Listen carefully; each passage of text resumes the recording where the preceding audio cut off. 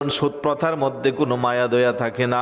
সুদের সাথে যারা সম্পৃক্ত হয়, একটা শ্রেণী আকাশচুম্বী টাকার মালিক হয়, আরেকটা শ্রেণী তার বাড়ি বিটা বিক্রি করে রাস্তার ভিখারি হয়। কথা বলেন ঠিক কিনা? সুদের ব্যবসা নাই তো? আওয়াজে বোঝা যায় নাই? কম না বেশি? আওয়াজটা সমান সমান লাগতেছে, তার মানে বেশি একটা নাই। আরে সুদের ব্যবসা আছে না নাই? আহা, কই কথা কমু, আমার কাজই লইটা। সামাজিক প্রেক্ষাপট নিয়ে আমি কথা বলি। ভাববেন না যে দাওয়াত এই জন্য কম পাই, বরং দাওয়াত আরো বেশি পাই। আলহামদুলিল্লাহ বলবেন না?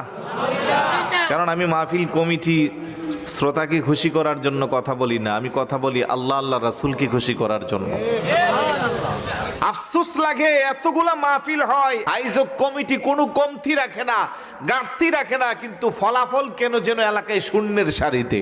কথা বলেন ঠিক কি না? নামাজের সময় মসজিদগুলো খালি, গড়ে গড়ে সুদের ব্যবসা। একজন মুসলমান কি করেছে সুদের সাথে সম্পৃক্ত হতে পারে? সুদ